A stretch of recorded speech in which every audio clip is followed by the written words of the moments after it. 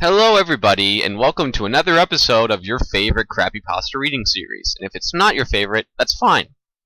But if it is, you're awesome. Anyways, today we're looking at one of the more downvoted Crappypastas on the site. Luckily, its grammar should be easy enough to read for me. So, without further ado, let's begin. Hello, my name is Mark Johnson. I'm writing this to warn people. I'm leaving this behind since I'm going crazy little by little. I can't. What that girl showed me, oh god, I can't relive that. She just tells stories, but under those bandages. Look, how about I just tell you what happened? About a week ago, my daughter was having her 13th birthday party. It was the year she finally became a teenager, and as a dad that doesn't get to see his daughter very much, I wanted to make it special. Her mom doesn't like me very much. I got her pregnant in high school and all, so I haven't been around for many of her birthdays. I got to have this one, so I made it a good one. Rachel, my girl, she loves books and stories and all that kind of stuff. It's just her thing. That's something she got from me. So I decided to get this woman she told me about a little bit before the party. People just called the woman nothing but the Storyteller. I looked her up on the internet and nothing really came up. I asked Rachel how to find her and she said she had no idea. I asked if she knew what she looked like and she said she looked like a normal girl. Apparently some of her friends had told her about the Storyteller, so she doesn't know much. I was starting to get a weird feeling about it all. I wasn't sure why at the time, but I knew I was getting a feeling I didn't like. At the party, Rachel was talking to her friends, and all of a sudden they stopped and stared at something on the street. I looked, and a girl was walking by. It was just a girl. She had on a yellow hoodie and some black pants. She had on short combat boots, and her hands were stuck deep in her pockets. Rachel ran over and told me that was a storyteller, so of course I just had to see if she'd care to tell me a story or two for my baby girl's birthday. I ran toward her as her back was now to the house and yelled out for her. Hey, storyteller, hold on! She stopped dead in her tracks and looked back with a smile on her face. I stopped and hesitated. I didn't like the look on her face, but she was so attractive that I ignored the creepy part of it all. Hey, I was wondering if you could tell a couple of stories at my baby girl's birthday? And she loves stories, so, would you mind? She was dying to hear one of your stories, I asked. Storyteller turned to me and her smile widened. Not at all, she said in a calm voice that could freeze your whole body. She followed me to the yard, and Rachel and all our friends had already sat in a circle waiting for the storyteller. I sat down in a chair behind Rachel, and Storyteller stood in front of us. Her hands stayed firm in her pockets, and she smiled. Now I've come to tell a story. Today's story is about a foolish man. I have a warning for all those listening before I begin. She stopped and brought her hands out of her pockets. I'll never forget seeing those bandaged hands coming slowly out and resting on her elbows. They were bandaged to the tip of each finger, like no part of her skin was supposed to be seen. She spoke softly and told her warning. My stories are true to the very end. I never tell a work of fiction. No story ever comes from my head. With that I tell you that my stories are not for the light-hearted. I like macabre, not fluff. She said as she looked around the party. My daughter had decorated herself. I smile and no one gets up. Very well then. She slides the bandaged hands back into her pockets and begins. There was once a foolish man. The foolish man had everything he wanted, but that was still not enough. It was a story about a man who had cheated his way through life to get everything. He had pushed away his family and everything just to get on top of the world, but once he got there, he still wanted more. It was kind of boring to be honest, but then things got weird. Storyteller brought her hands from her pockets and put a finger to her chin, and thought with that haunting smile. What was it he did to get more? Ah, yes, he made a deal. The deal was made with the devil. His soul was sold so he could have more money, more power. A girl. He wanted a girl. But she was taken by his brother. Now things got a little bad. He wanted his brother's wife, a woman he'd coveted for years, but he couldn't have her. So he made a deal with the devil himself and his brother. His brother was found horribly mutilated in an alley. He stepped in to comfort his widowed sister-in-law, and she moved in with him. He had his brother killed by the devil just so he could have a woman. The thing about the story I'm not telling is how detailed the storyteller was. I was like every part of it.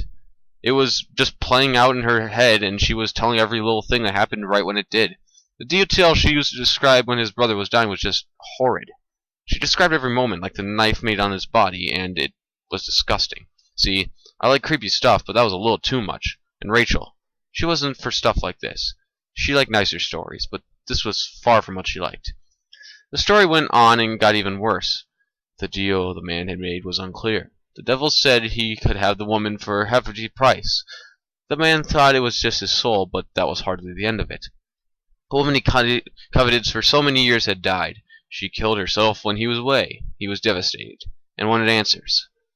Storyteller just wouldn't stop. She told how the man killed his friends to get the devil, and Rachel was visibly shaken. This had to stop. I stood up and struck my hands up. All right, I think that's enough, Storyteller. Storyteller's hands obviously turned to fists in her pockets, and she smiled through a glare at me. Sir, I'm sure you know how taxing it is not to finish a story. I hate it when I'm interrupted in the middle of my story, so please sit and keep your mouth shut.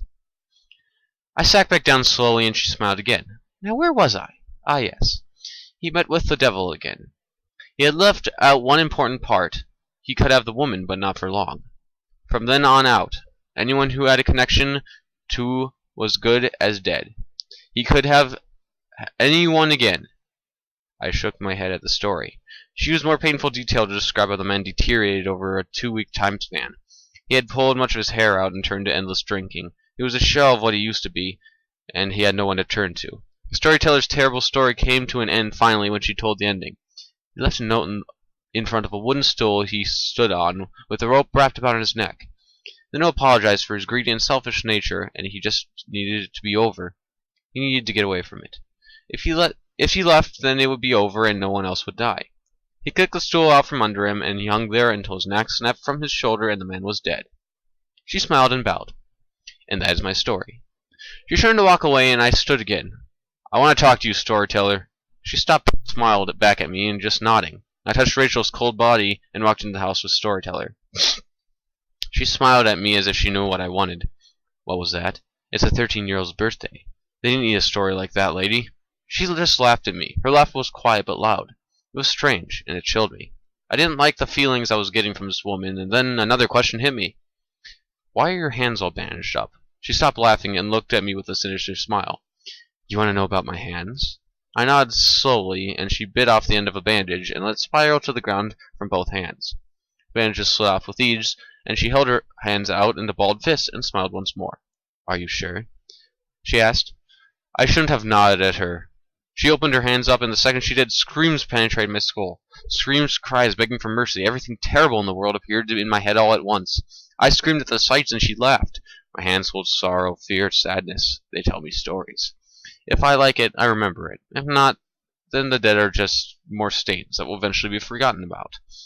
If I have their stories, though, I can just tell people, and they are remembered. I have the sorrow, and I remember them. No one can handle this but me. Good luck. I only remember blacking out. When I woke up, Rachel sat in a corner trembling. I went towards her, and she ran past me.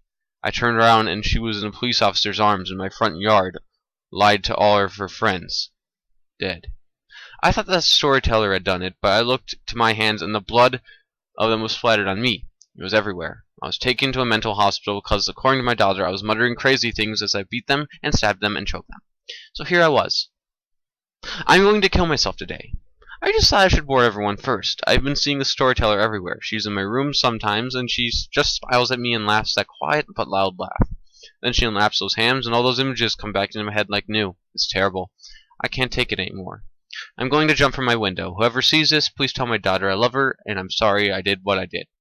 Please take my warning seriously. If you are a young and attractive woman with black hair and a yellow hoodie with her hands in her pockets, don't approach her. Just let her go on. Don't say a word to her. Don't acknowledge her. Just let her go on. She can't get to you if you don't listen. If you don't listen, she can't get in your head, and you won't fade away. I can't help but wonder if I'll be her newest story. I wonder if her hands will tell about me. Maybe she'll tell my story to the next unlucky group. Well, this is goodbye. I love you, Rachel. You are my baby girl. Every story always ends the same. No matter what the subjects do, they always end up the same way. Every time my hands tell me a story, and they always end the same way. The rich man was dead in the end, and Mark Johnson, well, he's just dead. Well, that Creepypasta was noticeably better than the other ones, I suppose, but it was still awful. Why? Well, it had awful formatting. It was really cliched, and well, I guess the main antagonist was just kind of dumb. it really didn't make sense, and apparently she could show all that was bad in the world just by unfolding her hands. I mean, and then there's the, of course, ending where the dad kills everyone for no apparent reason, even though something's clearly not happening. It just doesn't make sense. Nothing makes sense in this Crappypasta, and that's why it's here today. And that's to say nothing of the formatting. Now, it could work. This is something that could work, but it didn't. It didn't work. It was a failure, but it could work. Why? Well, here's how it is. It just sounded quite interesting, I suppose. It was rather interesting, but it ended up being nothing to be excited about. In fact, it was pretty awful. If it was made better, if it was just less cliched, had more meaningful things in it, and things that make more sense, then it could be a good creepypasta. But until then, it's remaining here in my Hall of Shame. Thank you for listening, and if you liked it, please like and maybe subscribe. Be sure to leave a comment, and if you want me to read a crappypasta, be sure to tell me. I'm Hex, and I'm out.